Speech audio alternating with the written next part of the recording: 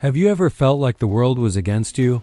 Like every door you knocked on was slammed in your face? If you have, then you need to hear Alex's story. It's a story that proves persistence isn't just a buzzword. It's the key that unlocks your dreams. Alex grew up in a small, forgotten town where opportunities were as scarce as rain in a desert. His family wasn't wealthy, and the idea of making it big felt like a distant fairy tale. But Alex had a fire in his belly, a belief that he was meant for more. From a young age, he was a tinkerer, always taking things apart and putting them back together, fascinated by how things worked. He wasn't the top student, but his curiosity was boundless. His dream was simple yet audacious, to build something that would change people's lives for the better. He started with a small workshop in his parents' garage, surrounded by rusty tools and old furniture. His first venture was a simple app designed to help local businesses connect with customers. He poured every penny he had and every waking hour into it. He taught himself to code by watching online tutorials, often staying up until the early morning, fueled by cheap coffee and sheer determination.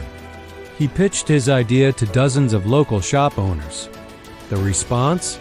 Mostly polite dismissals. "We're doing fine," they'd say. "We don't need this."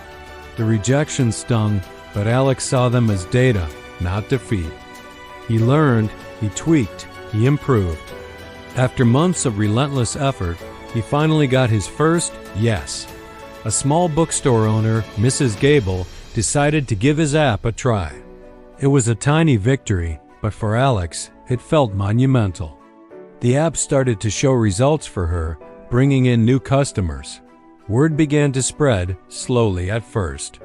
A few more businesses signed on. Alex was making a tiny bit of money, just enough to cover his costs and reinvest in the app.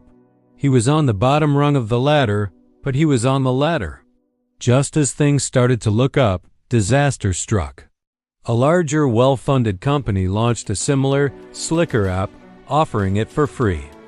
Overnight, Alex's small user base vanished. He was crushed. All that work, all those sleepless nights, felt like they were for nothing. The garage, once his sanctuary of hope, now felt like a tomb of failed dreams. Doubt, a cold and creeping fog, began to settle in his mind. Maybe they were right, he thought. Maybe I'm just a small-town kid with a silly dream. He was broke, exhausted, and on the verge of giving up. He spent days just staring at the walls, the weight of his failure pressing down on him. His parents, seeing his despair, didn't offer easy platitudes. Instead, his dad sat with him in the silent garage and said, "Son, you didn't fail. You just found a way that didn't work. What's next?" Those simple words were a lifeline. Alex realized he had a choice. He could let this failure define him, or he could learn from it. He had lost his business, but he hadn't lost the knowledge he'd gained. He still had his skills, his passion, and his unyielding work ethic.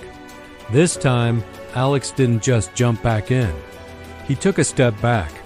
He started reading, studying market trends, and talking to people not as a salesman, but as a student.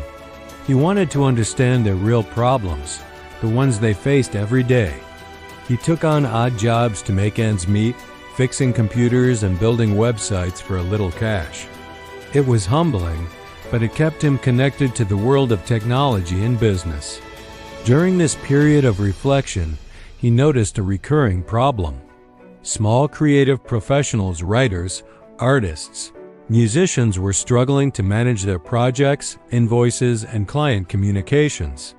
They were great at their craft but overwhelmed by the administrative side of their work. The existing software was too expensive, too complicated, or designed for large corporations. That was it. That was his light bulb moment. He wouldn't just build an app, he would build a lifeline for fellow creators. This new project, which he named CreativeLow, was born from a place of genuine empathy. He spent the next year in a feverish cycle of development. This time, he wasn't alone. He used his last few dollars to hire a freelance designer he met online, sharing his vision and convincing her to work for a stake in the future company. He reached out to a small community of online artists and offered them early access for free in exchange for honest feedback. He wasn't just building a product, he was building a community.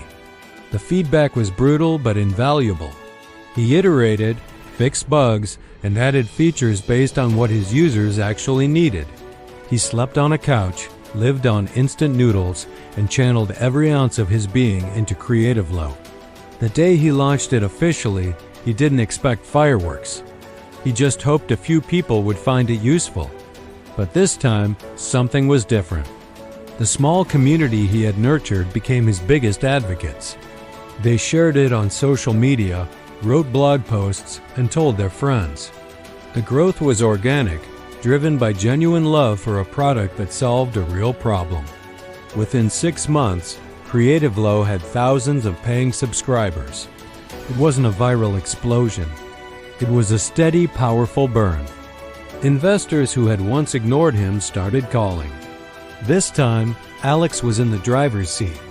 He chose a partner who believed in his long-term vision, not just a quick profit. With the new funding, he hired a small, dedicated team and moved out of the garage into a modest office space. The view from his new office window wasn't of skyscrapers, but of the same small town he grew up in.